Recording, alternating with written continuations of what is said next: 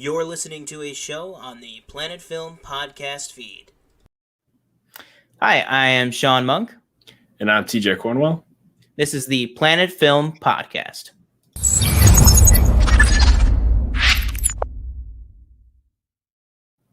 All right. Welcome back, everybody. Took a couple of attempts on the intro there. It's been a long day. Welcome back, everybody, to the Planet Film podcast.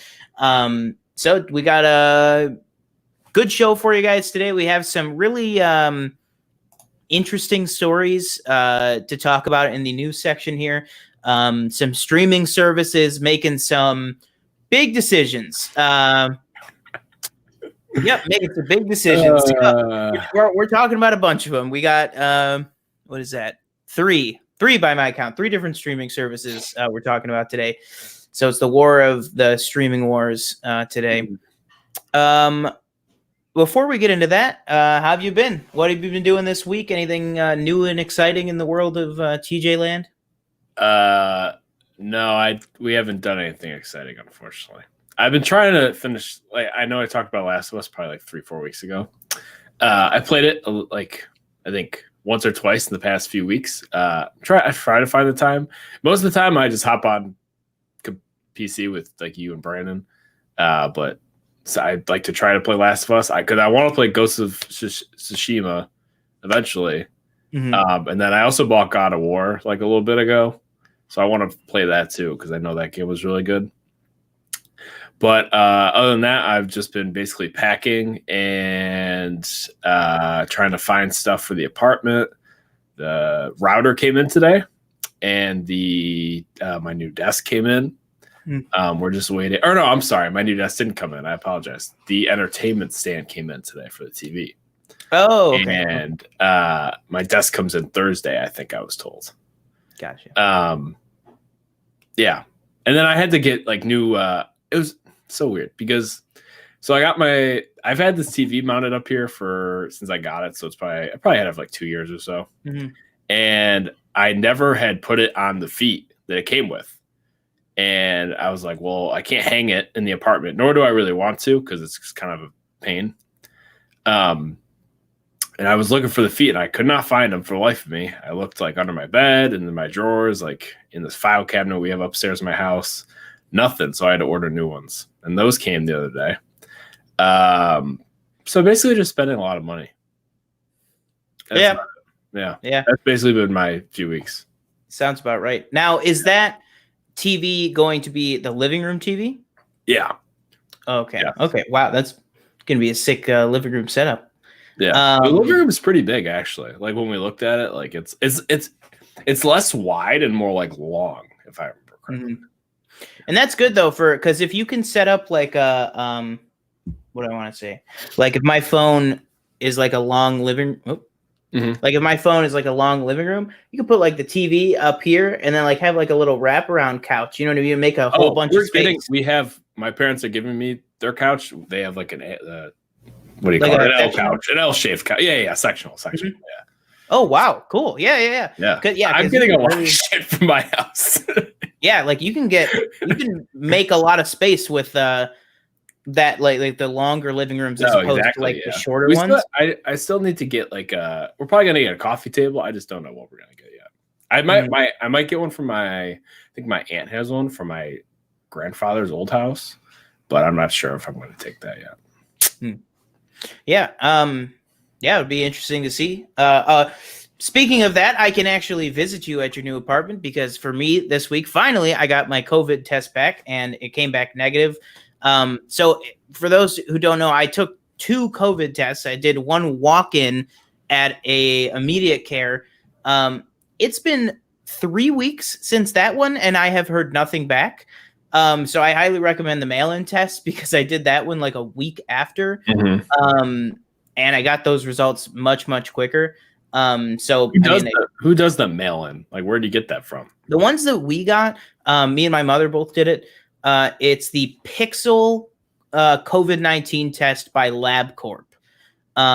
It's totally free if you go through your insurance. Okay. I think because it's a private company doing it, I don't think it's just like free to anyone. I think there is like cost if you don't have insurance. Yeah. But if you have insurance, even if you have like Medicaid or Medicare, it's completely covered, which is super nice. But yeah, we got our test results back in, what's today's date? The 20th? Yeah. 20th. So we did our like swabs on the 14th. So it was like a little bit less than a week. But was this like was this a tongue, or did you have to stick up your nose? No, you got to put it up the nose. Oh. Mm-hmm. Did you know, like, well, I guess you had it done before. I was like, you knew, like, well, it's a difference. The one at Immediate Care was like the like super long one that like they shove up your nose. Okay, yeah. The at-home test isn't painful at all. It's just basically regular Q-tips that you just have to put pretty far up and like do like a circle with it, and then do it in both nostrils. So kind of like you're doing like Ancestry. Except not. It's almost exactly the same process, except instead of like with the like 23andMe stuff, you have to like spit into the tube. Yeah, you just have to do the nasal swab, but then it's the same process after that. You put it in the tube, then you have to like put it in this like temperature controlled like gel pouch, then put that into a biohazard bag, and then put that into a box, and then it's like the whole thing to keep it safe or whatever. But yeah, it was super simple and like super quick. So luckily, it says that I didn't have it. Honestly, by the time I took the at-home one, I wasn't feeling my symptoms anymore. So whenever Immediate Care calls me, they very well could say that those test results were positive because that was like a week before. So who knows what the hell? But point being, I'm feeling a lot better now. Got over what I was feeling and stuff for a few weeks there. Mm-hmm. But you had that twice. You had that at the beginning when this whole thing started, like in March or whatever. That's the one. I either way, I guarantee. Yeah, they're saying that it's not really that reliable anymore, the antibody tests. But either way, if it was reliable, I guarantee you, if I took it, I would have had it at some point, because either this current time or all the way at the beginning. What he's talking about is all the way at the beginning, back in March, the last week before the theater closed. I had to call off 2 shifts because I was like in bed sick, like fever, cough, cold, everything. There was this big day where everybody came to the theater to help clean after. Yeah, I remember before you left, I was like, because the one shift, like it was our like one last closing shift before like we shut down, and I was like, "You're not gonna come in?" Yeah, I was like, I can't. I was like, I cannot come in. Like there was no way I was making it in. But we had this big like thing where like everybody came in to like help clean. Like I could like our one manager called me, and I was like, yeah, I'll come in, but like just so you know, I'm like super sick. And she was like, nope, stay home. I was like, okay. But yeah, whether it was then or now, I at least it was like it seemingly. Well, I thought maybe this was the end of it, but it seems like this is more just the middle of quarantine, unfortunately. But yeah, at the beginning, I was not doing too hot, so who knows? But I'm feeling a lot better now. Excited to see the apartment once you guys actually get in there and everything and all settled. Small groups, obviously, social distance. Everybody, peace. All right. Let's go ahead and get right into the show today. Kicking off, as always, every week. Also, just a quick mention, this is our 10th episode, 10 weeks of doing this podcast. Flew by. Yeah, 10 is, you can count it on both your hands, but when you're talking about 10 weeks, it honestly, sometimes it feels like it's been long, and sometimes 10 weeks is like, how have we been doing this for 10 weeks? But yeah, so just a little props to us and props to all the listeners out there. Shout out to the one fan in Denmark. I don't know if you listened to last week's episode, but we appreciate your one viewership at least. So yeah, let's kick it off with new news like we do every single week here. First story topic here today is that the Russo brothers are set to direct a new film for I just hesitated on saying feature film, but I guess it is still a feature film for Netflix, starring Chris Evans and Ryan Gosling, two obviously big heavy hitters, actors, both action, comedy, everything, in The Gray Man, which is I believe it's about 2 assassins basically that are pitted against each other, trying to hunt each other down, which that's a pretty simple concept for a movie. I'm game for that. But the big story here, well, there's a lot of stuff in here that makes it a big story. Obviously, Russo brothers helming a big action movie, re-teaming up. I think Chris Evans tweeted that he said like 6th or 7th go around with the Russo brothers. Like they directed him that many times. Yeah. And then obviously I don't think they've worked with Ryan Gosling before, but I mean, that seems like a natural fit with their sensibilities. Mm-hmm. I'm sure with the Russo brothers here, this is going to be more of an action comedy.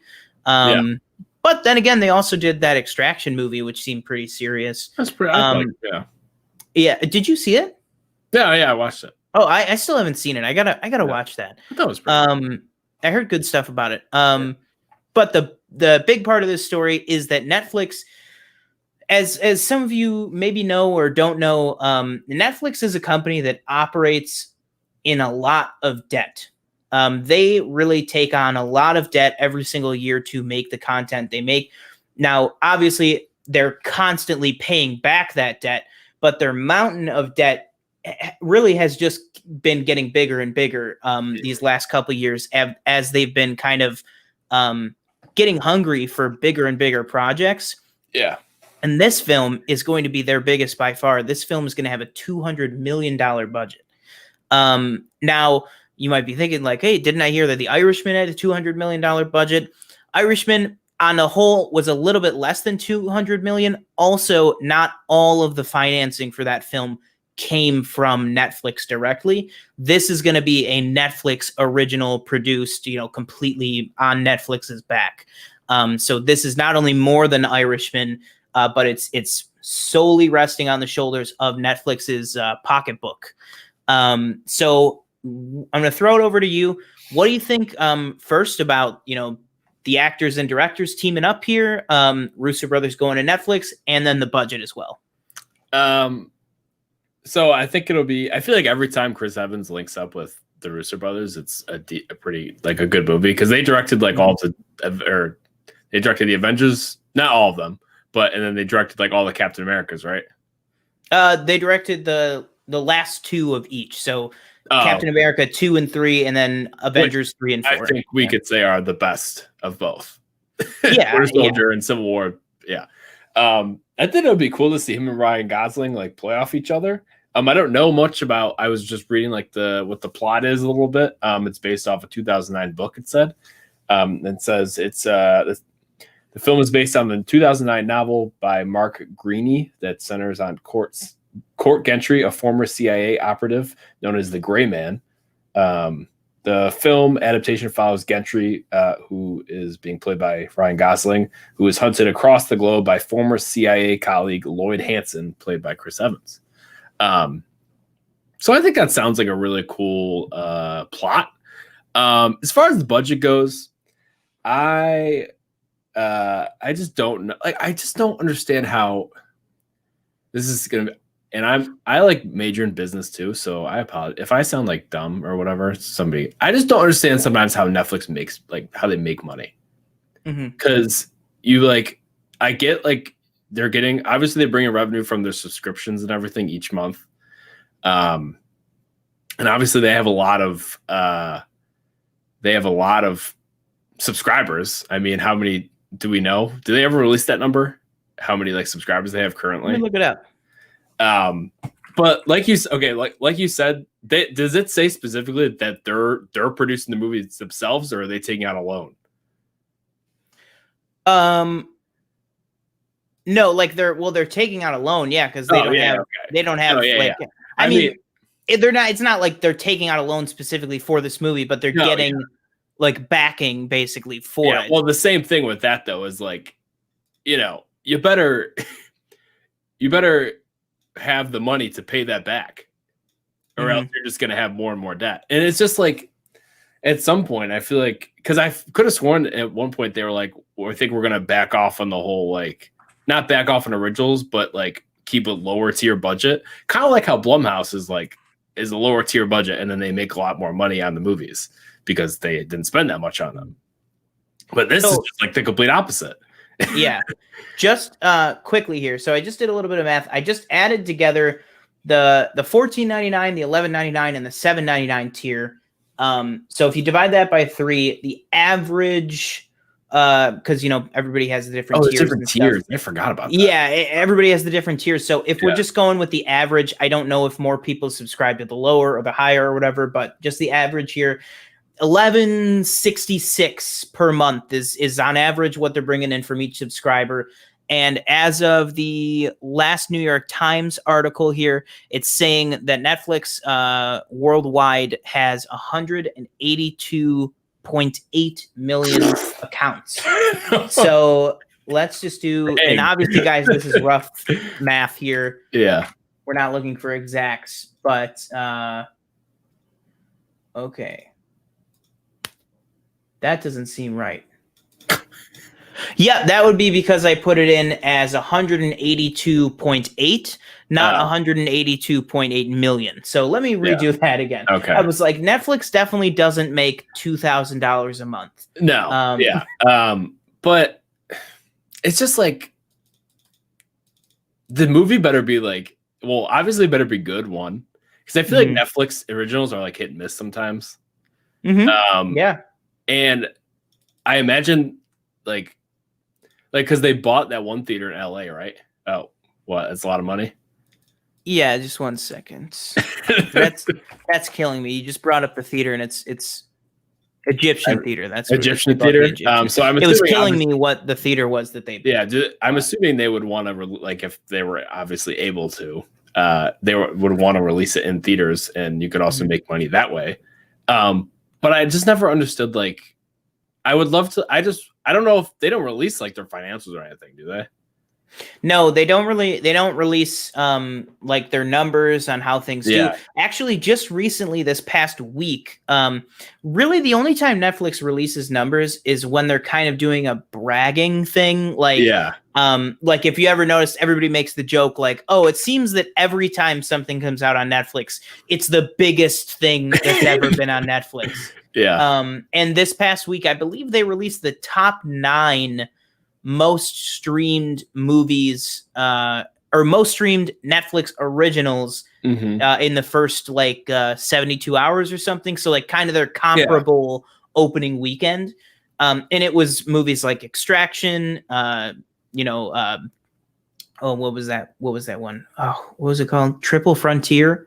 Yeah. And Six Underground, the Michael Bay movie. Yeah, 600 Round, Spencer Confidential. Yeah. Some of their bigger hits, they're almost all their like action comedies. Like I was a little bit surprised to not see Always Be My Maybe on there because that was a big movie when it came out. That was like a lot of people were talking about that.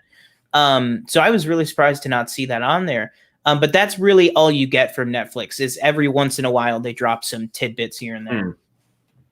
That's something I just like to look at. Like if they have multiple revenue streams and like what they are. Yeah. Like the only thing I can think of is like, you're bringing in money each month from your subscriber base. But like, and real quick here, the official number here is 2,131,448,000 would be their per month intake. So obviously though, that's obviously also you see how much they are obviously also you see how much they are spending on content, knowing that they make that much. And obviously, like we said, this is just rough math here, just based off what that Google result told me the subscriber count was. But they're still not a cash positive company, and they make that much every single month. Like you see how much both it takes to run the company, obviously, because that's also a factor of this. And then how much it makes to do that. Because you got to remember, on top of being a production company, they also have to run the actual service. Like that costs a lot too. You know what I mean? Like imagine if imagine if AMC also had a movie studio the size of Warner Brothers, having to manage all of that. You know what I mean? Like that's a lot of cash that they have to do. And maybe that's something, maybe for like a shooting the shit topic in the coming weeks, maybe we could do like a deep dive into how streaming services in general work, or how just Netflix makes money. Maybe that'll just be what it is. Like, how does Netflix make money? Yeah. I don't know. I'm excited to see the movie. Is that coming out soon? It's like in January. Oh wait, starting. Oh wait. Starting production, I think. Oh, okay. Yeah. I think it's going. I was like, oh, it's already done. No. No, but that's interesting with Gosling's schedule. I think maybe this is coming first, then Wolfman. Yeah. I don't know though. Who knows if we'll even start shooting? I know like different movies are, kind of. I think Jeff Goldblum talked about it like yesterday or something about how like it's very strict on the Jurassic Park set, how they're testing every day, and everybody's social distancing. So I mean, if they do that, they can we're starting. But I guess it all just depends on where the world goes from here. Yeah, I mean, it'll be interesting to see. Just quickly, thinking about that, you think about cases like Fantastic Four, the 2015 one, and like Dark Phoenix, stuff like that. Yeah. These cases of reshoot, and even Justice League, these cases of reshoots where it seemingly when they all come back, they don't quite get the look right. You know what I mean? I really hope that doesn't happen to these movies who really it wasn't their fault. You know what I mean? Like I hope that it's not like you look at some of the scenes Chris Pratt has like his like wavy hair and then some of it is like combed over. You know what I mean? Like I hope that they can actually nail that stuff because that stuff bothers the crap out of me. But I just hope that these movies don't suffer from like normal reshoot issues. But with that, let's go ahead and move on to our second topic here, which is, like we said, another streaming service topic. And this is one of the dumbest things I've ever seen a company do, which is that it's just a quick story we'll talk about, which is that Peacock, the streaming service, who already had a bit of a rocky start because along with HBO Max, Peacock as well did not launch on Roku or Amazon. Now users are saying, okay, well, just like whenever there's like tech issues or something, you think of workarounds and stuff like that. Now they're realizing that they can't even use an HDMI connection. And for those who don't know, HDMI is really the most common form of a video cable now that you use to either, hook your PC up to your monitor or like hook a laptop to your TV, like game consoles, stuff like that. Basically, HDMI is like the universal video connector at this time right now here in like 2020. And Peacock has basically banned HDMI inputs from being able to watch Peacock. And when reached out, when somebody reached out to the company stated that HDMI is not supported at this time, which, to take a line out of John Campia's book, that's a crock of shit. Because it's not that it's not supported. HDMI is the universal video cable. So like it works specifically with like went in Apple TV and exactly. Like you specifically went in and disabled the feature. Like it's not something where it's just like, oh crap, we forgot to code HDMI support. No, HDMI is the native support. You went in and you banned it. Like, why do you think these people or this company or even other streaming services too, because it's not just Peacock, but why do you think there's this want to have like a limited availability of their platform? Like because when reached out, Peacock's official response was, it's not currently supported at this time, but like TJ said, they said, please go ahead and use it on our other supported devices such as Chromecast, Apple TV, and stuff like that. Yeah, like so why do you think these companies are doing this? Like, are the other supported devices are like what? Chromecast, Apple TV, what else? I will pull up a full list because I really don't know where it goes beyond that. I mean, mobile phones and desktop PC as well, but even your desktop PC is not going to work if you have an HDMI going to your monitor. So it's like, what are you even doing? You're literally cutting off half of your user base. Yeah, like I don't understand. I don't understand it. Like it's already bad enough that you don't have Roku and Roku and like Amazon for your streaming service. But now just like I don't know, like I don't personally know that many people that hook up their laptop to their TV and stream stuff that way. I know I'm sure like a lot of people do. But like what's the point in getting rid of like not having that? Like it's just like deaf. Like to like I don't even know. Like it's just who sat in the room and said, we actually should disable any of your HDMI. I think it's your HDMI going to your TV. Like if you take it from your laptop to your TV. Like if you pulled it up, if you could try pull it up right now on your monitor, I think it'll work. Well, it'll work on mine because I have DisplayPort. But the story that people were saying was maybe even on their desktop with an HDMI connection on their desktop, it was not working. Yeah. But my question then is it must be that there must be some sort of thing that they coded in, because you think Chromecast is supported and that's with an HDMI. So it's got to be something where they took the exact signature of an HDMI cable and blocked that. Yeah. Because it's like, that's ridiculous. Like, I'm going to try. Oh, wait, I'm going to try it right now. Please disable your. Oh, wait, I have an ad blocker. No. Okay. Here's what it is. It's your computer. It's your PC going to your TV. I just tried it and it works on my monitor. It works on your monitor? Yeah. Okay. So, but still, that's still like, it doesn't matter. I don't, even if it works on my monitor, I don't want to sit here and watch stuff like this. No, exactly. And I don't know. I'm like at a loss for words. Like, because also I just, like I said, I pulled up the list of supported platforms here. And we're just taking a look over it while you were talking. It's so bare bones. Like I didn't even realize PS4 is not connected. Oh, okay. PS4. PS4 it's not supported. Which I don't know about you, but I mean, I sometimes, well, not so much anymore because I have it connected to my computer now, but like when I get the PS5, that's going to be hooked up to the TV. Like, and I'm going to be watching like Netflix on that because sometimes it's just easier not to switch.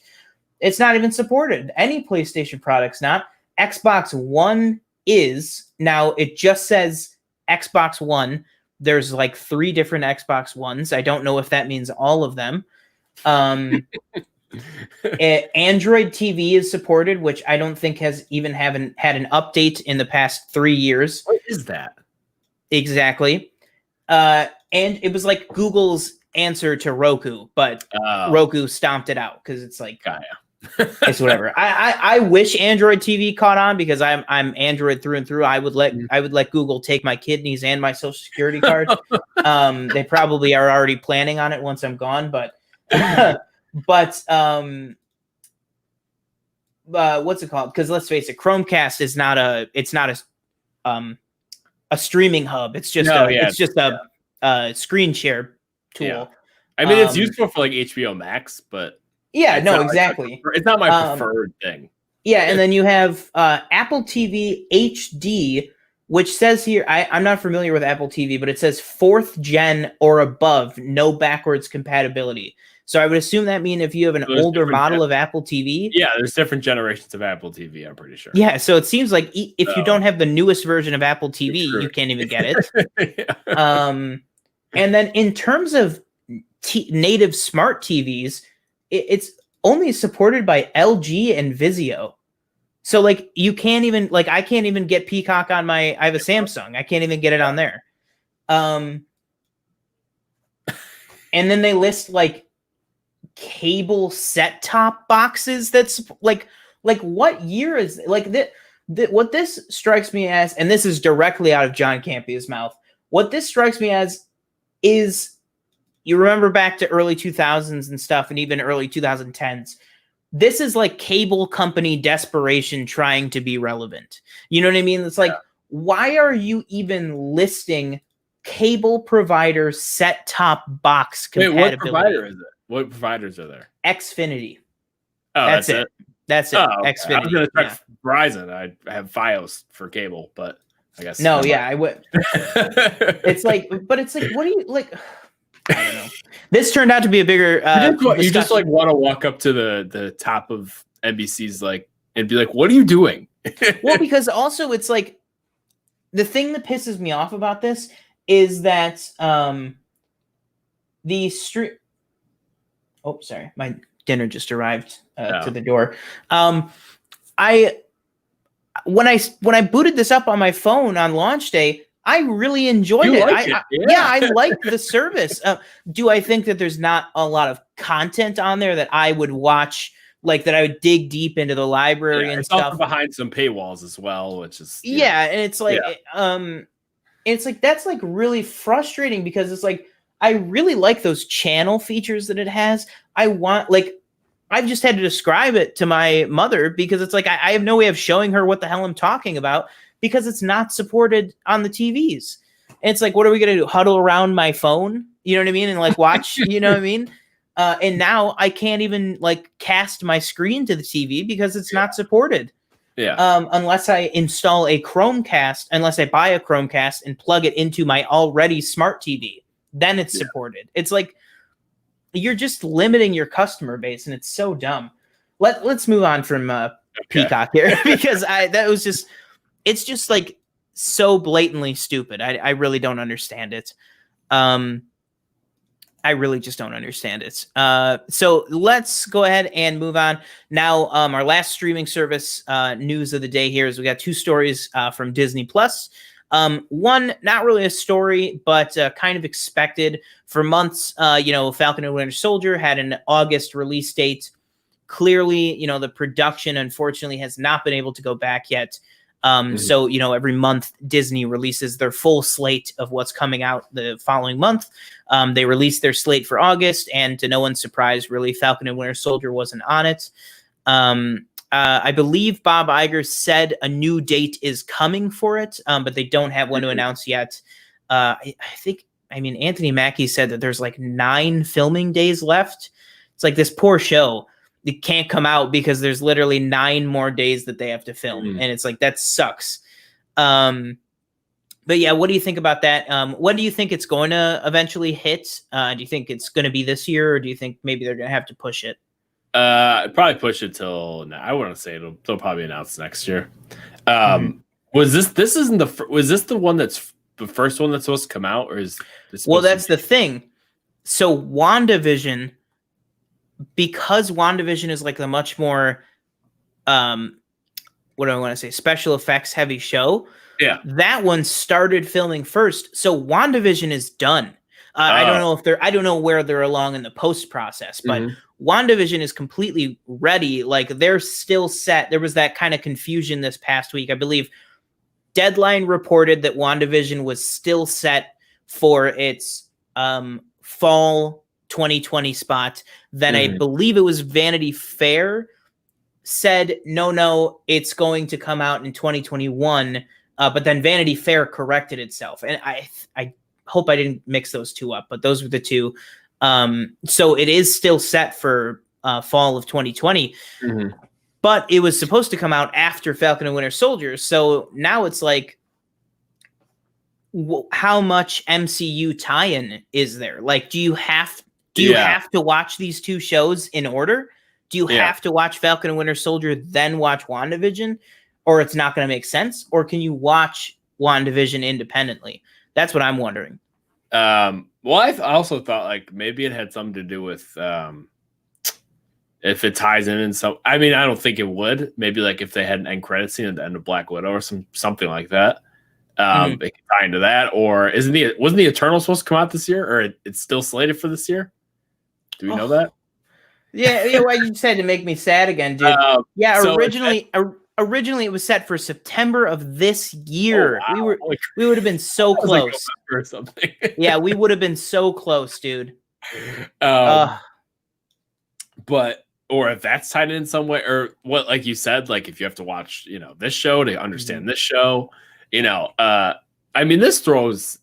I mean, it was already a whole mess, when they first pushed Black Widow, because I'm sure Kevin is in his office like, okay, well, I got to rearrange this to there and that. Like there. the Charlie Day gif of the exactly. But yeah, so Falcon and Winter Soldier delayed. No one's surprised. I think they're gonna try and I don't know.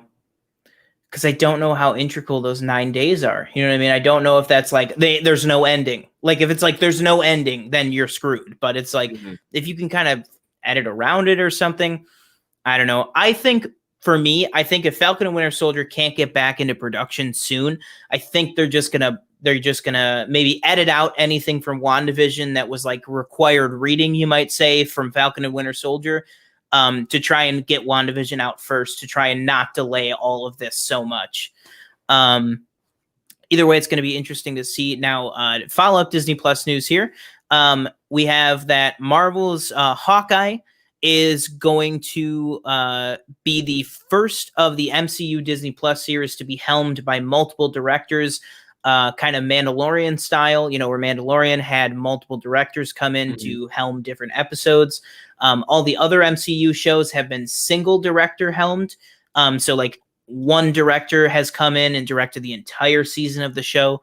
And so right now, it says here, this is coming from an exclusive from THR, The Hollywood Reporter. It says Marvel's Hawkeye Disney Plus series lands Troop Zero and Comrade Detective directors.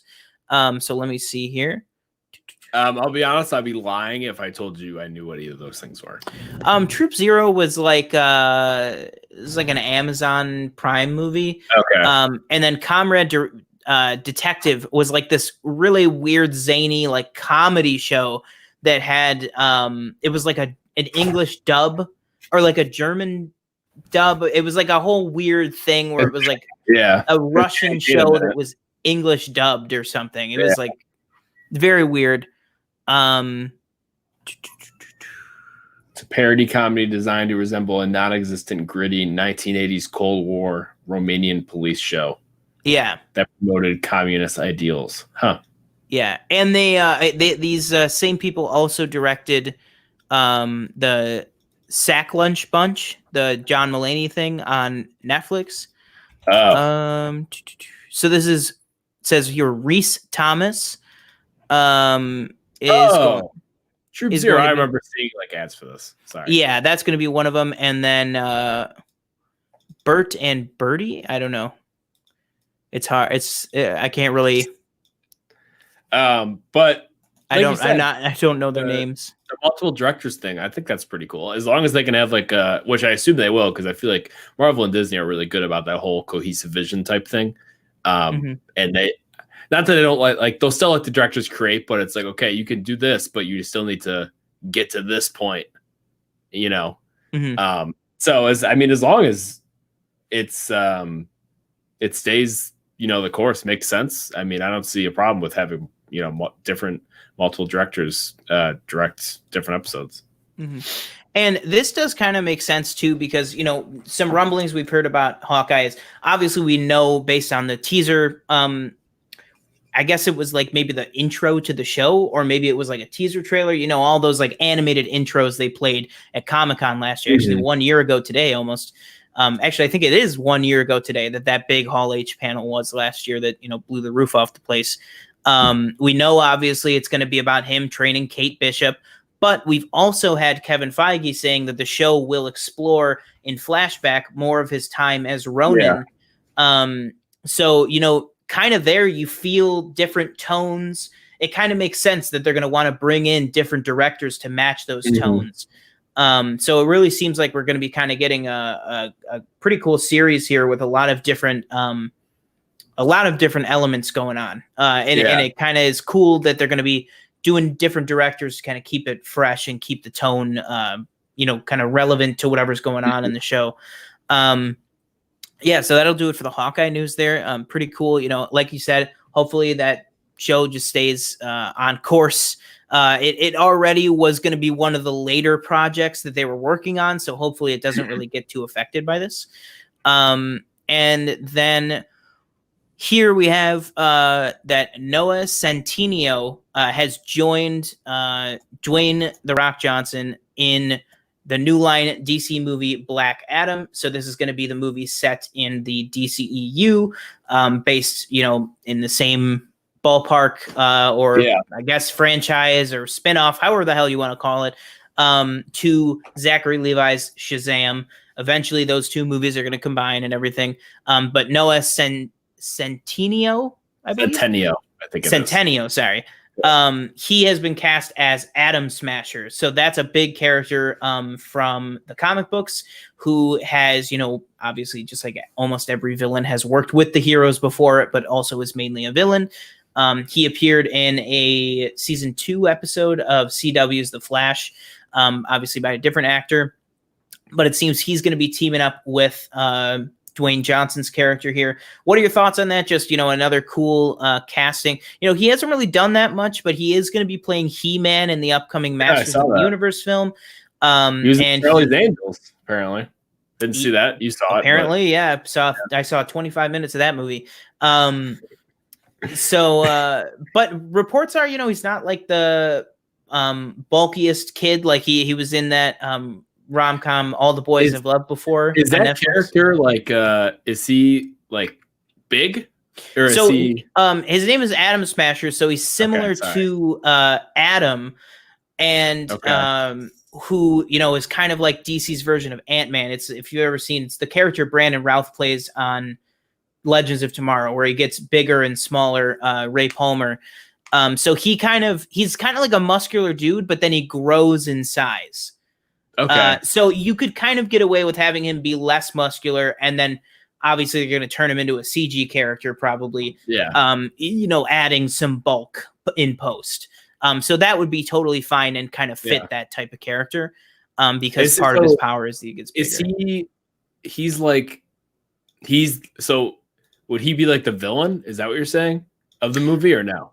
Well, it's unclear because it's like Black Adam is a villain. So it's like we don't. Yeah, we don't really know like what form this movie's going to take. Okay. So it's like he could be teaming up, like maybe Black Adam's teaming up with villains, but he's a good guy. Maybe it's an origin story type thing. Like, but it does, not to get too comic booky, but it does seem like they're forming some sort of Justice Society of America in this movie. So that'll be very interesting to see. But at this time, it's just cool to see that we are getting another classic DC character joining in the mix there. Yeah. And so the last story here that we're going to just touch on briefly right now, because it is going to be a big part of our shooting the shit topic later on in the show, which is that news broke earlier today that finally they have stopped with the little 2-week inch pushes, and Christopher Nolan's Tenet, anticipated film to mark the reopening of American cinemas nationwide, has been delayed indefinitely. This is officially coming from Warner Brothers, so it's not, rumor mill or reporting or anything like that. I mean, it is reporting, but it's an official statement by Warner Brothers that the film, at least its domestic release, has been delayed indefinitely. Now, there's also a new rule that we haven't talked about on here, because I didn't think it kind of was rolled into this, which is that China is implementing a 2-hour limit on theatrical experiences, going to the theater type thing. So any film that's over 2 hours is not going to get a full release there. Now it might be I don't even know how you would do it, but maybe it's something that if it's over 2 hours, you watch half of it in one sitting and then you come back. I don't know. I still I don't get that. Like, if you're in the theater for a minute or 2.5 hours, aren't you having this like if somebody sneezes on you, they sneeze on you, no matter how long you're in there. Yeah, but the longer amount of time equals more sneezes. Think about it like that. Okay, I guess. Yeah, it's the exposure time. Okay. Yeah, that's basically what it comes down to. Yeah. But I guess we'll we'll go into this more. Like, Yeah, well, we're gonna talk about it quite a bit later on in the show. But that will do it for the first half of the show this week. So as always, we'll be right back in just a moment, guys.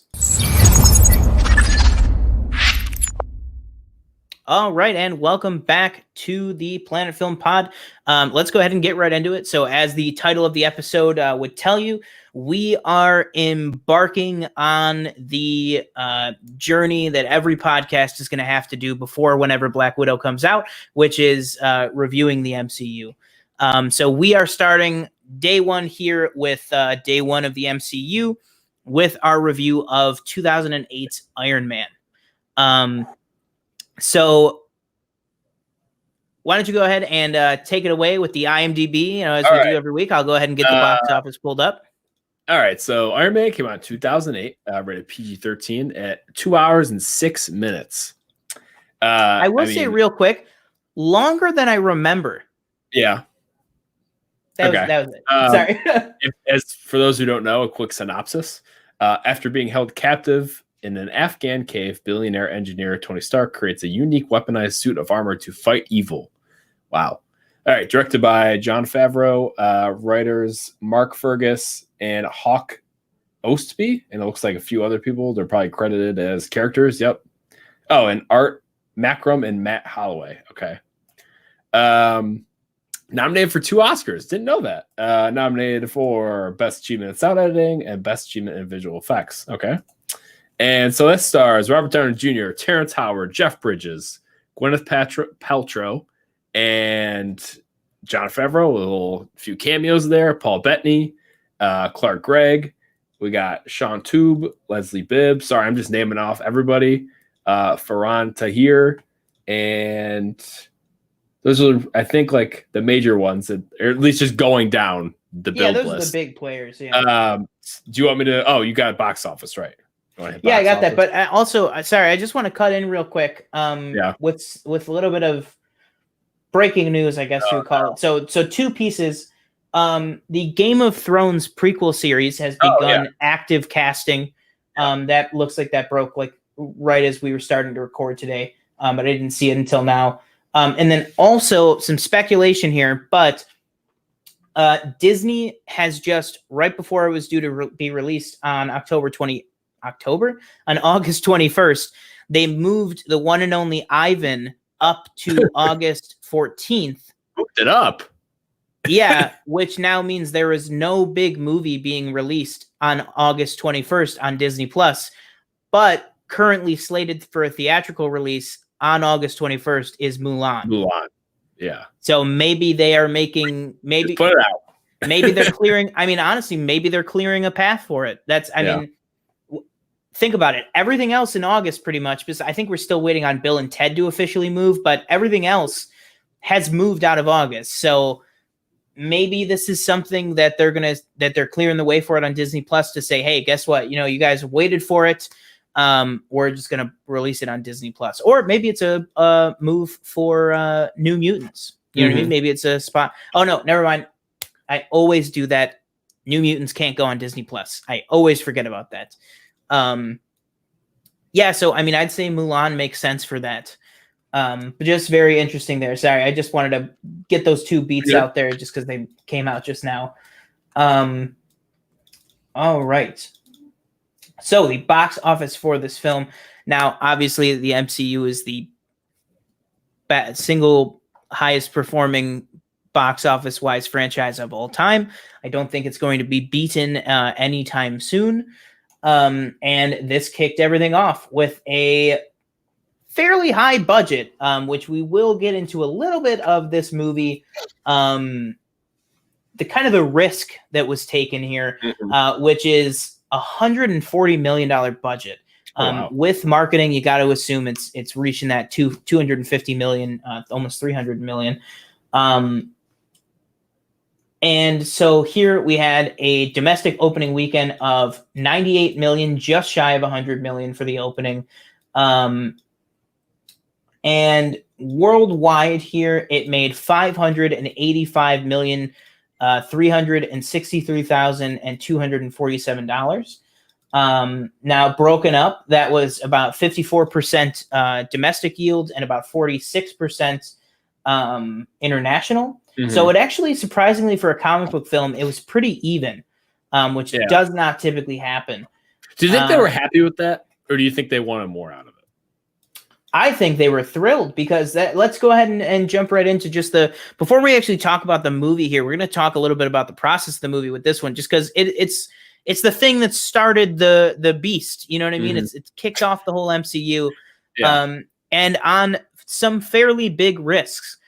First of all, Jon Favreau directed Elf, not really directed Elf and Cowboys and Aliens, not really a known quantity directing a big budget action film that's supposedly going to start off this big who the hell is Kevin Feige, what the hell is he talking about, why is Sam Jackson wearing an eye patch universe. And props to Jon Favreau, but he said, the only person that I want for this is Robert Downey Jr., who is 4 or 5 months out of prison at this point, for drugs and other bad crimes and stuff that he's talked plenty about, and they did not want to sign him, and that's why the whole deal with Paramount went through, where it was Paramount was going to back the movie if it was successful.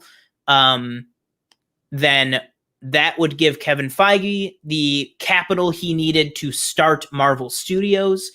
If it was unsuccessful, Paramount was going to take all those characters from Marvel. Yeah.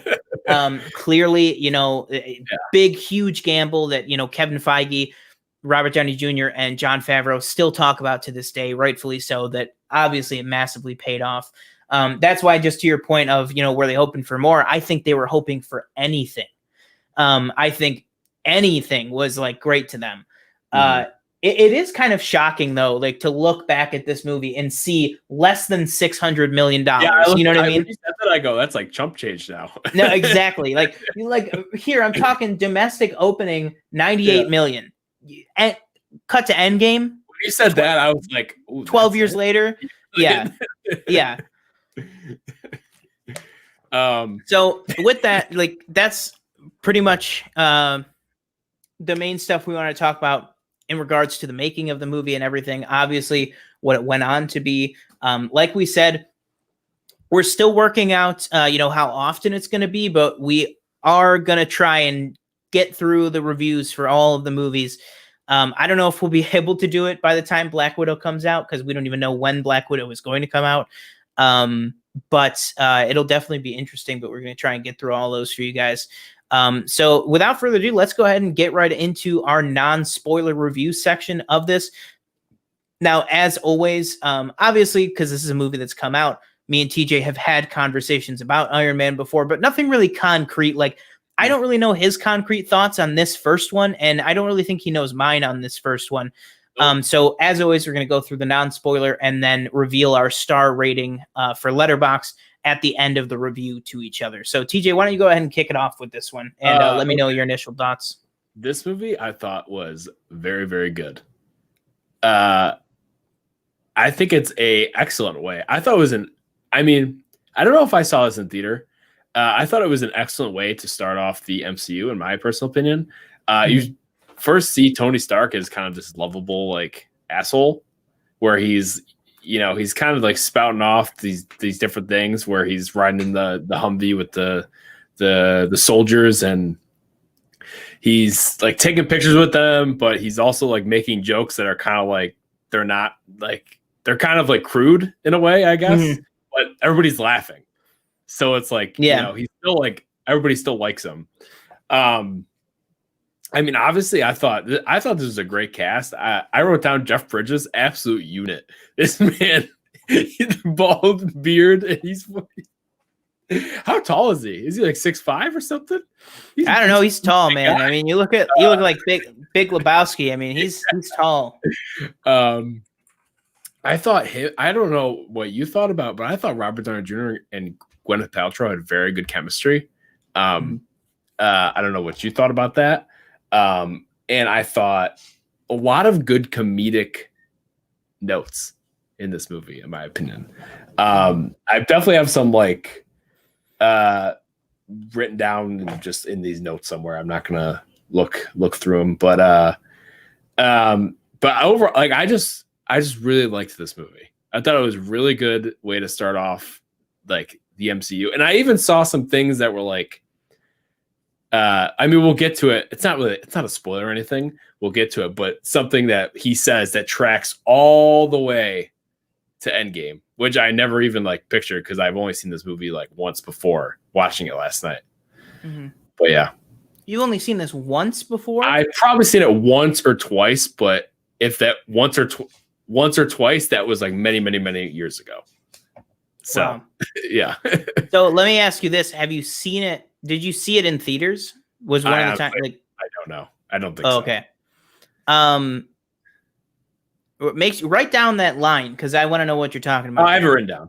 Okay, cool. Yeah. All right, so I'll hop in with my non-spoiler, just initial thoughts. I definitely do remember seeing this in theaters. It was definitely, obviously it was a big summer movie. I remember the first trailer was like, what the hell is this? Like, it looked so cool. It was the same summer that Dark Knight came out. Mm-hmm. It was big time for superhero movies. I remember I probably didn't know who Robert Downey Jr. was at that time, if I had to guess.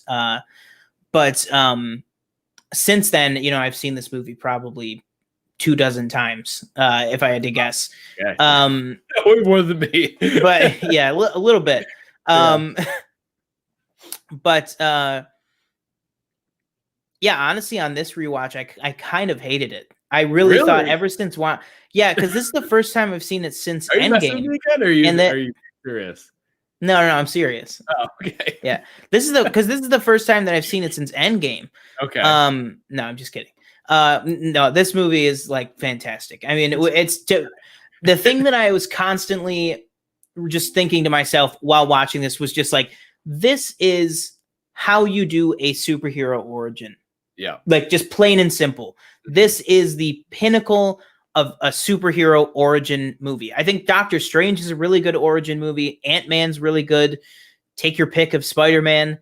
But I think when you're talking about what is the single greatest origin, Batman Begins, I love too. It's my favorite of the trilogy. But when you're talking about the single best, showing you the journey from in Tony's case, pretentious douchebag billionaire guy to absolute definable superhero from beginning to end. This movie is the best one to do it, and probably the best one that's ever going to do it, unless something else comes along in either universe, or something that's completely not Marvel or DC.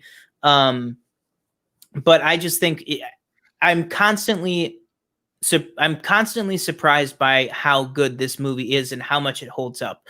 Yeah. That's another thing I want to talk about too, is the visual effects just to hear in the non-spoiler. The visual effects for being almost 13 years old at this point are stellar. They look, you could plop them right into Endgame. Some of the stuff where he's doing the test flights and stuff in his garage looks like those are like the type of beats I was talking about, where he's talking to the robot. He's like, all right, if I'm not on fire, don't spray me. Yeah, fire. He's like, don't even point it at me. I feel like I'm going to spontaneously combust. Like there's just great comedy stuff here that just really shows like why Robert Downey Jr. was the right choice to play this character. Movie, I mean, Iron Man just in general, or I guess the MCU just probably holds one of my favorite sound effects ever. Is just the black, that. Oh my god, I love that noise. Oh yeah, and hearing it again, I was like, oh, this is great. Brings you back. Also, obviously, I think every single character in this movie, every single character in this film has at least one or two moments to shine and have a great performance and have a great character moment that the audience can cheer for and everything, and that people remember coming out of this. I'd go to you just said his last name, Sean Toom, for this as Jensen. I think Jensen's whole character in this movie is so good, and he has maybe 12 to 15 minutes of screen time. He's great. Because I think he's the one who really starts to get in Tony's head. It's like, you're not really doing what you think you're doing. Like I wrote down this one line where Tony's like, "Who are these guys?" He's like, "These are loyal customers." Yeah. I mean, granted, are we getting the spoiler? Not yet. Okay. Yeah. But we'll go back to that because Yinsen definitely has a moment that I want to talk about in the spoiler section. But I think that'll do it just for my non-spoiler right now. So let's go ahead and what is your star rating for Iron Man? 4.5. 4.5 out of 5. Wow. 4.5 because there's a few things that are just very convenient. Like when they're building the suit and it's like you didn't see him that entire time. Just small stuff like that. But yeah, or like overall, plummeting out of the sky from like 70 feet and surviving, like just some stuff. In a giant metal can. It is a comic book movie. No, exactly. It's like Indiana Jones surviving in the fridge. In Temple of Doom. No, Kingdom of the Crystal Skull. Yeah. So I'm gonna go exactly the same. I'm gonna go a 4.5 out of 5. Same thing. I don't think it's like the little things that I just think I look at the other options and I think that it's not like at the perfect level that a few of the MCU films are. Okay, even movies in general. Yeah, I just think there's like it's not a Logan, it's not a in my opinion Civil War. Yeah, it's not like Winter Soldier. And it's really like you said, like there are some things that like kind of gnaw at me about it. That's like, all right, well, that's a little convenient, but I wouldn't say that contributes to taking away from the star value. I just think when I look at the full range of what they have to offer, I just think it's a little bit under some of the others. That's all. Fair. But yeah, so we're both going with a 4.5 out of 5. So let's go ahead and jump right into the spoiler section. Wave my hands here. That's the spoilers. Now, let's start off. What was that line? At the end, when he's at the press conference, he says, "I am Iron Man," and then I was like, "Oh my god!" At the end game, he snaps his fingers. That was the first time you realized that. Yeah, because I haven't seen the movie in forever long. I never realized that's like the whole dramatic point of that face-off in Endgame. I just missed it. Oh my gosh! Yeah. I knew people like made a big deal when he said that. And I was like, oh, wasn't he just like repeating what Thanos said? But he's just saying like, I am Iron Man instead of, Oh my gosh. I don't even. Okay. So people, this is a small taste of the interesting TJ takes we're going to be getting by reviewing this entire franchise. Okay. So I have a question for you. I wrote down an Ask Sean question. Yeah. What is so there was something with the Mandarin or is that in like the third movie or is that this movie? Is it like the fake Mandarin or something? Was there like I remember hearing something. The third movie. The third movie. Okay. I thought it was this one for some reason because they say something about the 10 rings and I was like, oh, Shang-Chi and is that the same? Yeah. Okay, it's all the same thing. Yeah. It's all connected. Okay. Yeah. It's all the same 10 rings in this and Ant-Man and Captain America and Shang-Chi. Right. It's all the same 10 rings. Yeah. Okay. Yeah, but Mandarin comes in a little bit later. Yeah. Some people call me a tourist. Great film. Oh man, I almost just want to jump right to Iron Man 3 and review that. All right. No Iron Man 3 thoughts, no spoilers. All right. But spoilers for this movie. All right. So for me, I think one of the best scenes in the entire MCU, which I think obviously it's a big origin movie trope, but Yinsen's death is just like, every time, man. That is like, it's just so awful because it's like Tony just goes to him and he's like, we're getting you out of here. That was the plan. And Yinsen's just like, that was never the plan. The plan. He was like, because he tells Tony, tells Tony, he's like, when we get you out of here, I'm going to go and see my family. And he just goes like, just the performance by the actor, who then comes back in Iron Man 3, is just so good. Like when he just tells him, he's just like, Stark, my family is dead. Like you could just tell, like he's so at peace that he helped this guy And then he just has the moment where, he grabs his hand and he just says the line of "Don't waste your life." And that's just like, that to me is the biggest thing of, I think the last thing that went through Tony's head before he snapped his fingers was Yinsen saying, "Don't waste your life." Because he realizes that is the full circle moment of, I have lived a life not wasted. Mm-hmm. You know what I mean? And it's one of those things that, not to do spoilers for Endgame, but I mean, if you haven't seen it by now, it's if you're watching a spoiler review for Iron Man, you should probably watch that.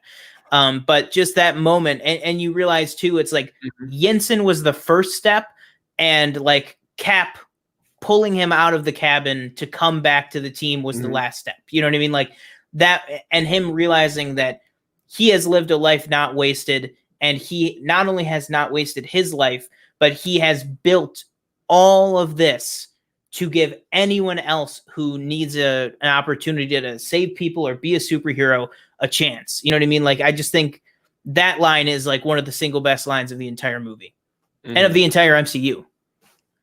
Now you. Oh, man. I love the whole old the suit that it's like from like the comic books, correct? Like the suit he builds.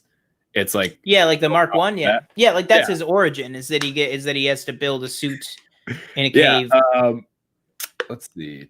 I love the montage of him building the suit. I thought the intro to the whole like arc react, like when they're doing surgery on him, that little like quick cut montage for like 5 seconds when I thought that was some horror movie stuff. I was like, what? I wrote down a young Jon Favreau. He's in it a few times. Love him. He's great. He looks really different. It's really weird. Yeah, it looks super thin. And I just love I didn't want to say that, but I was like, oh, whatever. Well, what do you want to say? But it's just so cool to see.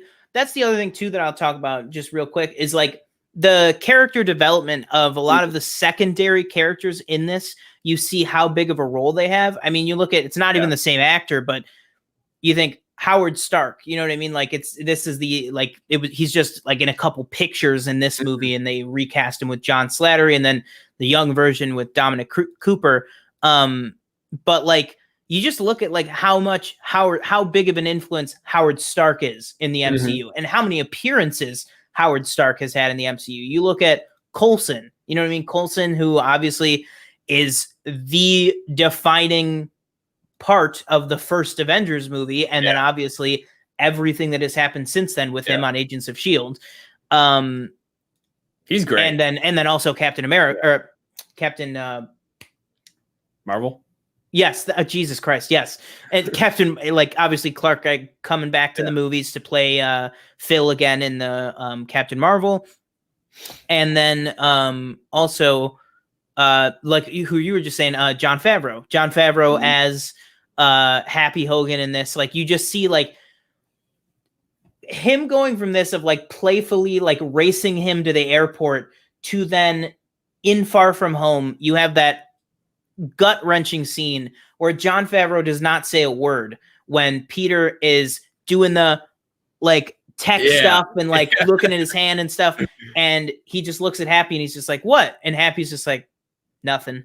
Because like, you get all of that just because you understand, like, that was like his dude, you know what I mean? Like, that was his best friend in the world, was Tony. And it's like, this movie is the beginning of that, and what leads to that great moment with that. And you just think it's like, it's been this constant through line of Jon Favreau from the beginning of this universe all the way up to, at this point, the last movie that came out in it, in Far From Home, playing that same character the entire way through. What did you think about Jeff Bridges, like the villain? Do you think he was a good villain, or do you think he was? Let's talk about first. Let's just talk about what do you think about Terrence Howard as Rhodey in this? So first of all, the whole reason he didn't come back is because there was like a dispute on what he was getting paid, correct? Something like that. Yes. Yeah. Okay. I thought he was like good. I don't know. Like, I like the part where he like looks at the suit and he's like, He's like, next time. I I thought told that was funny. I told my mom, I was like, Yeah. I want a like list of every time in Mhm. a movie a character has like referenced the next movie and then has been recast in the next movie. Like you literally, I mean, it's just so perfect. It's like Yeah. the one actor who doesn't come back has the line that goes, next time, baby. And it's like, it's never gonna happen, Terrence. I'm sorry. Um, Like I thought he was good in the movie and everything. I thought he was good at playing the character. I think I probably just like Don Cheadle more in that role just because I'm used to it and he's been in more movies. But I thought he was like good in the role. I'll say this. I was joking, obviously, when I said that I didn't like it as much this time, but for some reason, this time more than and I wasn't kidding. This is my first watch of it since Endgame, just because for a while I was just like, it was just like, I don't like it was hard. You know what I mean? And so I was just like kind of putting it off. So it's first time I've seen it since then. And I don't know if it's Don Cheadle's like like him as Rhodey in Endgame is just like another, like he just takes that character to another level in that film. I really, really, really, to the point that I didn't before, I just really had an issue, like just had issue with Terrence Howard as Rhodey. Like I just really feel like, and obviously it's something that you can't go back and say, well, he was doing the role first, but it's like, it just doesn't feel like the same character to me. You know what I mean? Like the whole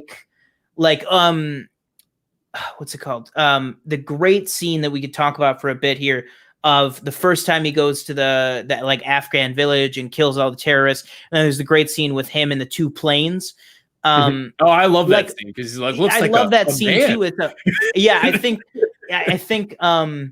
with the and he's just like, Rhodey, it's me. And he's like, Tony, this you're not supposed to send. And he's like, no, it is me. Yeah, like, but the end of that scene, like when he's just like, when Rhodey's just like, you crazy son of a bitch. And it's like, you want that just to be doesn't, like, what are you doing? Yeah, like it just doesn't feel like the same guy, I guess. I get that. And also, like another thing is and it's not as much Terrence Howard's performance as it is, I think, just the characterization of Rhodey has changed.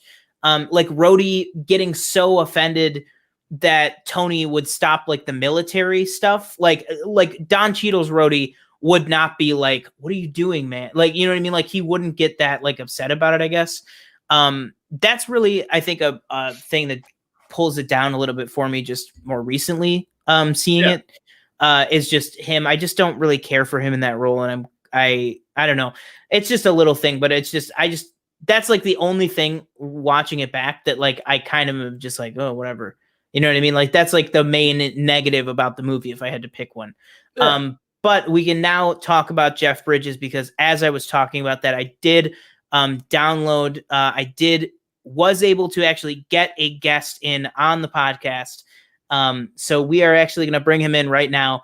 And that is Mr. Obadiah Stane himself from 2008. So just 1 second here. It's impossible. Tony Stark was able to build this in a cave with a box of scraps. So, I think that Jeff Bridges is one of the best early MCU villains. Yeah. Period. Hands down. Mm-hmm. And to quote Anthony Mackie, cut the check. No questions asked. He is so good in this movie. I can't even, it's the same thing we talk about all the time with MCU people. It's like, stop killing off your villains. And they have really stopped. They've really pulled that back from just literally every single movie killing the villain at the end. But I don't really know what you would do with Obadiah outside of this story, but like, he's just so good in this movie. I don't know. What do you think about Jeff Bridges? I mean, I don't know. I feel like he just kind of had I feel like he kind of had to die. Because it's like I really like Obadiah Stane is so ingrained in Tony's past. It's like you can't bring him past that. Really, I mean, in my opinion, you can kind of like I feel like the movie tries to make you think maybe that the main villains are going to be like the terrorists. Mm-hmm. Um, Yeah, that's another thing too. Watching this, I was like, wow. In the first half of this, they really play up that the villain is just the Ten Rings. Like if you didn't know, like if you didn't read like probably back then, I'd imagine the only places like maybe like if you read like Entertainment Weekly, like an Iron Man edition, it might have said like Jeff Bridges is playing the villain. But like if you just watch the trailers and stuff, like they really play it up that it's just the Ten Rings are the villains. Yeah. I mean, that like one scene where he's just like where they're walking, you know, when Tony crashes the what is it, a benefit or something like that, and he's like, what's the guy got to do to get an invitation to his own party? Yeah, it's his own benefit. It's like for the firefighters or something. Yeah, when they're on the stairs and he's like, are we dealing under the table to like, you know, the enemies? And he's like, who do you think locked you out? You know, who do you think trying to put you out of the company? Yeah. And he was like, I filed the injunction against you. Yeah, like that's just so like no like bare bones, like nothing. He's just like, yeah, this is what I did. And then he just walks away. And then he just walks away. Like that's the thing too. It's like, oh my God, like freaking baller. Like even when he double crosses the what's that guy's name? Oh yeah, yeah. Is that his name? The leader of the Ten Rings. Yeah, like and he's just like he's just like, yeah, I'm gonna actually take the parts and I'm gonna kill all of you. Yeah, exactly. Yeah. I do wish kind of they would have set up that whole. I don't know if it's really not that big of a deal. It's just kind of coming to me now. The whole like thing that paralyzes you for like 15 minutes. It's just kind of like they kind of pull it out of thin He just air, kind of does it in like one line when where he's like, "Oh, we built this," you know. When he does it on Tony, not the first time he does it to the terrorist guy. When he does it on Tony, he's like, "Remember, we worked this little thing up for like." It wasn't approved by the whoever. Yeah, like when like it's just like a one line thing, but yeah, when it like first comes in, you're kind of like, "What? Did you just do that?" Yeah. Watching like this, I just can't go. This dude is like. You know, like, sorry, it's people talking in the background. I apologize. Okay. He's just jacked. Like, he probably didn't work. I feel like he maybe didn't work out for the movie. Jeff Bridges. Oh, like, he's not jacked, but he's just like, you know, like if I walked up to him, I'd be like nervous. Like he's built in this movie. Yeah, like, definitely like he's got a rig on. You know what I mean? Like he's. Yeah. But what'd you think of the fight? Did you like the fight? At the end? Yeah. I think it's really, really good. I'm pretty sure if I am in recalling my memory correctly, this is the first superhero instance of the bright blue beam into the sky, which then we saw a trend of in about 25 movies straight. But at least this one was just a discharge and not a blue beam that had to be turned off like every other film. Yeah. Okay. Sorry, I'm just pivoting real quick. Do you think Tony technically should have died from where he was? Because he got hit with it. It's tough to say. Yeah, but it's tough to say because of the way that like he was like hanging on, and so it like hit his feet first. So I guess it would kind of make sense that it did more propel him. Then like but like Obadiah took it in the face. Like it like went up the front of his suit. Like and even after that, like it didn't burn him or anything. It just like killed him because it electrocuted. Oh, actually, it might have been because Tony's suit didn't have any power. You know what I mean? Because it was an electric blast. Like it was like an electric blast. Like, but Tony's suit was off because remember, like he barely landed on the roof and he didn't have a helmet and no hand. Oh yeah, stuff. Like so that's kind of one of those things where, well, when they're flying straight up and he's like, "How'd you solve the icing problem?" And then he ices and he gets and then he crashed to the ground and you're like, "How is he still like fine?" Like not like Obadiah.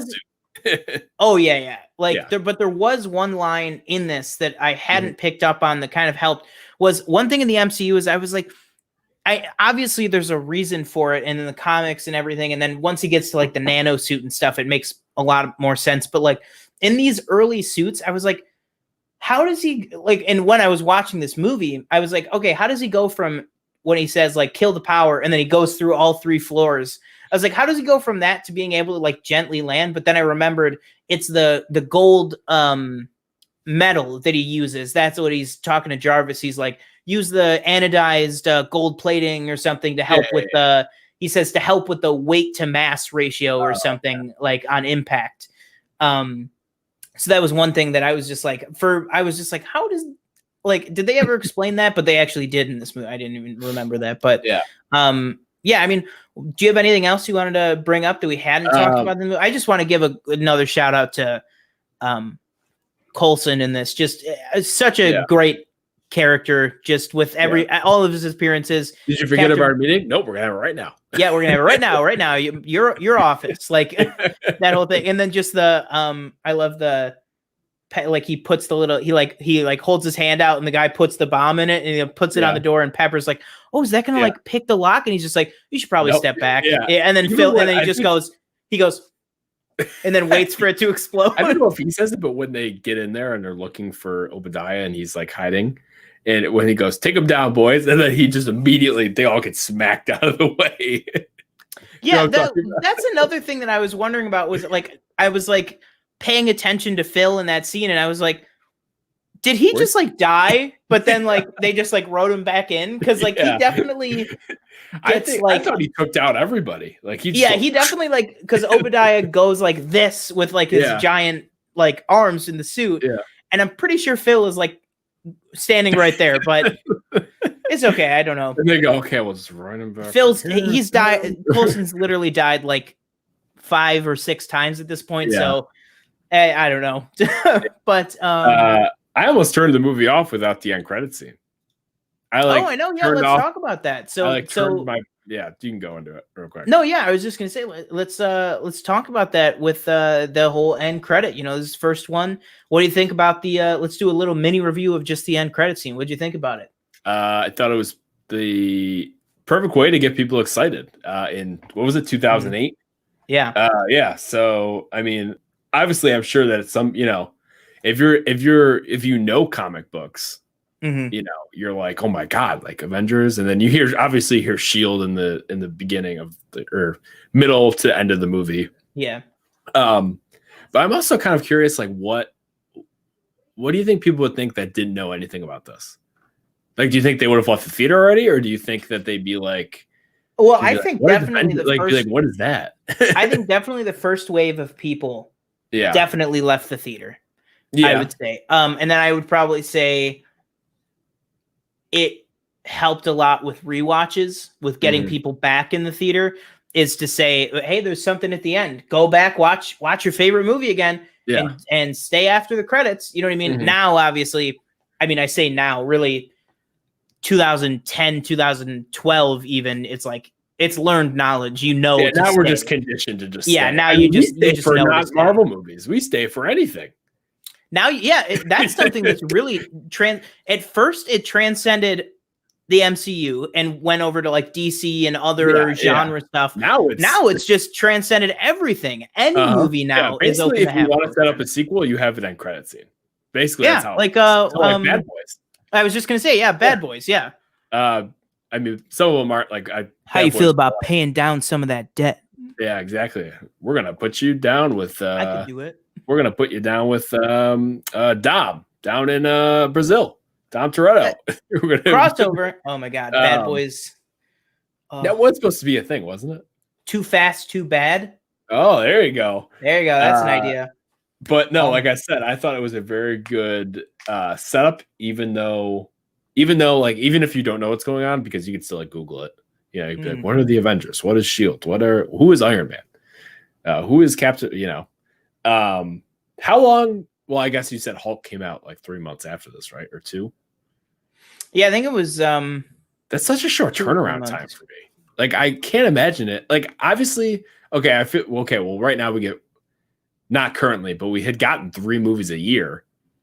Oh, so I guess that's not all right. Never mind. I take that back. Correction. 1 month. 1 month. Oh my god. Iron Man came out May 4th, 2008, and Hulk came out June 13th. Wow. Okay. Yeah. It was a good birthday for me that year. Yeah. Big summer. Yeah, but do you want to go into like final thoughts? What we thought final thoughts? Yeah. So my final thoughts were just, so we're out of the spoiler section for final thoughts. For me, I think I just, every time I revisit it, it's so good. Like it's just consistently such a fantastic, well-made film. The editing, the directing especially, the writing. I just think it's just, and what it has created in its wake. Yeah. It's I would say this movie is undeniable. That's what I would say. Yeah. That I think that'll just do it for my final thoughts. This movie is an undeniable piece of cinema. Wow. You said, take that, Martin Scorsese. Yeah. Overall, I think this is just a fantastic intro to the MCU. Well, maybe they did. I don't know if they thought then that what they were building was going to be what it is now. Maybe they did, maybe they didn't. Mm-hmm. But like you said, the editing, the acting, the special effects, the sound effects, the directing, all great. Even stuff like we didn't just exactly touch on, like you start to begin like you can clearly see the change between lovable asshole to, okay, maybe I should take a step back from this company, really reevaluate what I'm doing with my life and try to help people instead of, making money and having just sex with random people, apparently, because that's kind of what he did. But I love the arc beginning, and you obviously see that through every single movie up into Endgame. It's just that he's not wasting his life. And I think this is a movie, like, I think this is in like the upper, I mean, obviously I haven't watched, like, I don't know. If you told me to rank all the MC movies right now, I probably couldn't, because I just don't have like a very good memory of all of them. But looking at this, I would say that this is one of the upper echelon like MCU movies in my opinion. But fantastic film in my opinion. Fantastic. Boom. Yeah. So, I mean, that'll do it for our review of 2008's Iron Man. Definitely, once again, a lot of the stuff that we review on here, same thing. If you have Disney Plus, give it a watch. It's also a movie that is heavily syndicated on tons of cable channels. Yeah. I think it's like on TNT. Like weekly, probably. Yeah. Like, I feel like it plays on TNT all the time. It's one of those movies that's always on. Like TNT always has those like 5 movies that they just play on repeat, and Iron Man is definitely one of them. So even if you don't have that, I'm sure you could find it FX or something like on demand. If you somehow are watching a film podcast and have not seen Iron Man, I don't know what you're doing. Go watch it. But go watch it. Yeah, go watch it. So now we bring ourselves to shooting the shit. This is a topic that we have talked almost to death on. I think. Why not bring it up again? I think at this point, I think this is going to be, unless something really major happens, which with this damn virus, something major could happen every single week. And what I'm about to say could be nothing, but unless something major happens, this is probably going to be the last time we're going to be talking about this subject for a while. Just because this kind of really is kind of nail in the coffin territory that we're getting into now. Which is just, you look, I wrote in the notes here, just Godzilla, Conjuring 3, No Time to Die, Black Widow, Mulan, Bill and Ted, even Tenet. The list goes on for the Wonder Woman. The list goes on for the long delays that we are seeing in the Hollywood blockbusters, and also smaller films too, getting pushed and delayed. Now it's looking like those delays are all going to inch into 2021. So we're out of the pushing a couple weeks in 2020, moving into the end of summer from the beginning of summer. We're now in the territory where we might not see theaters open until 2021. And that's kind of the discussion that we're going to talk about today. Should movie theaters even bother opening in 2020? Now we're talking domestically. Obviously, we are well aware that the handling of this situation has not been that well by the American government. And we realize that almost all of the other foreign markets are pretty much at a kind of safe New place Zealand. that they killing well, it. New Zealand especially, yeah. Yeah. Release every film there on schedule.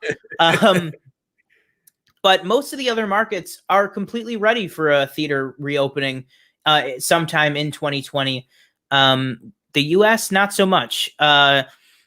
So do you think that any of these movie studios should set a new date in 2020 at all? Do you think that the theaters should open up in 2020, or do you even think maybe they have a responsibility not to at this point? What do you think about that?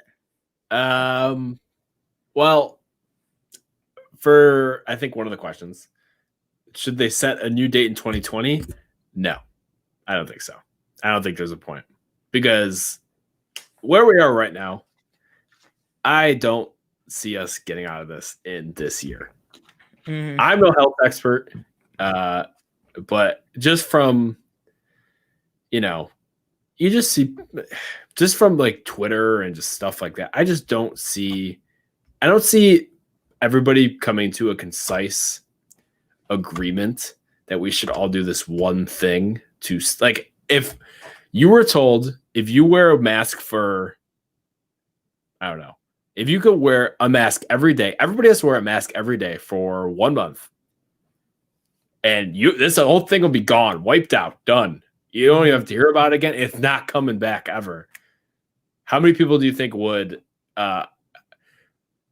do that? I guarantee you there would be a small, maybe medium-sized small, medium-sized section of all the people in the country that'd be like, I'm not doing that. Mm-hmm. It'd be like, but it's gone for the rest. It's gone forever. Like, you don't have to deal with it again. Just 1 month. But nope, not doing it. It's like I just don't think, like you've said multiple times, it's a privilege to go to the theater. It's not a right. You build a functioning society, then you implement the theater or sports or whatever the analogy would be. Yeah. And now I applaud like these whole, like the sports, like, UFC's got its own fighting island, whatever they're doing. NBA's in a bubble, soccer's in a bubble. Football, I don't know what football is doing. They're coming up with things like different masks and stuff like that. Yeah. Or face guards for the helmets and everything. But I just don't think if you want to release stuff foreign markets, fine, go do it. Like, if they're ready to do it, obviously I feel like you probably get the most return domestically. But if you want to release internationally, be my guest. Obviously it's probably going to get pirated, and, people talk about piracy, and, you're probably going to be able to see it in the States, not legally, but like I just don't see it. And it hurts me because I really like going to the movies. But I just don't see ourselves as a country getting out of it this year. And it sucks for, like, because you work in a theater. I mean, if I still worked there, I'd be pretty bummed. Mm-hmm. I mean, I'm still bummed. I know a lot of people, obviously, that work there, and it sucks that, people can't get their, ish together and, just come together and do something that's good for the country or ourselves, our well-being as a society. But even like I'm like going on about this, but just like, even if they put in stuff like, like we have the glass at, if you have glass at where you get your food, or there's no hot foods, just like popcorn and soda, that's all you get, and no box office, all online ticketing, and and when you buy a seat, there's, I don't know, you buy a seat that blocks off like 2 seats next to you on each side. That would be that would be cool if they could actually get the computer to do that. Which again, going back to it real quick, because we were both still working there. I mean, you're still working there now, you're just furloughed. But when I was still working there, when this whole thing first started, that they were doing that. When you bought one, it did block off like a seat or two next to you. Mhm. So, but also it's like you have to have the content that's going to drive the people to the theater. And I don't know if you have that. Like, yeah, you could re-release like Empire Strikes Back in the theater, but is that going to get enough people to come and you're going to be able to make money? That's questionable. Plus, the bigger ticket items on, in concessions, you wouldn't be able to buy. Exactly, like the chicken, the French fries, the mozzarella sticks, the whatever. The You won't be able Bavarian to pretzel. exactly Bavarian. Mhm. So I just don't, like I said, if you want to release it, if I'm a studio and I want to release it internationally, if it's a smaller movie that I can make my money back, I think internationally, I say go for it. If it's, a blockbuster, again, if you want to release it, go for it. You're not going to get the return you would if you released it domestic and internationally. But they honestly also, I saw this earlier on Twitter. I think the president of NATO said it, the National Association of Theater Owners. Yeah, I think pretty sure it was him that said, the studios should probably start looking at releasing them VOD. Unfortunately, this is like and that's the president of the Association of Theater Owners. I don't know Owners. if it was the president. It was somebody related to NATO. Somebody in the organization. Like, yeah, that they should just face the music that this is changing. You're not going to be able to face the music. Yeah. You're not going to be able to release them theatrically every single time. And I don't know. So what do you think? I'm sorry. That was great. I mean, I echo a lot of the same stuff. For me, I think honestly, I just have no. For me, I just think I'm sorry. I'm on Twitter and the first thing that pops up is discussing film. It says, Oma Cinema has designed a new type of movie theater that looks strangely familiar to like the Senate. Yeah. Sorry. Go. I saw that pictures too. I saw those pictures too. For those who don't know, there's like some news report saying that there's a theater in France that's building a new version of like a theater, and it's basically seating in pods that are like staggered, and they look exactly like the Senate from sorry, the Star Wars prequels. Okay, the NATO head John Fithian, it looks like. Okay, just that's okay. So it is a head at NATO. Yeah. So I mean, there you go. I would just, for me, I think it just comes down to a simple statement of I think that if you're going to delay your movie, you cannot push it. You cannot put it domestically in 2020. Period. And we're saying domestically, but obviously in this case, it's kind of flipping the whole what the word domestically means, because I mean, we're just not even getting it. But yeah, I mean, you can't, for the US release at least, you cannot put it in 2020. I think that's just what it comes down to. Yeah, so I mean, if we get a new date for Tenet, I really hope it's not 2020. Because if they just turn around and they just say it's going to be September 30th, what is the point then? What is the point of making the big deal of saying indefinitely if you're just pushing it another month? Like indefinitely, Warner Brothers saying we are delaying this film indefinitely is a big sign. So as always, what do you guys think? We're going to put this to you as the final order today. Always remember, you could tweet at us using the @ or the hashtag PlanetFilmPod on Twitter. You can email the podcast at planetfilmpod@gmail.com. But let us know. We want to know, do you think theaters should reopen in 2020 in the U.S.? So with that, a little bit of a shorter show today than we've been doing the past couple weeks. But with that, again, my name is Sean Monk. And I'm TJ Cornwell. Always remember to live your life 1/4 mile at a time, guys. Take it easy.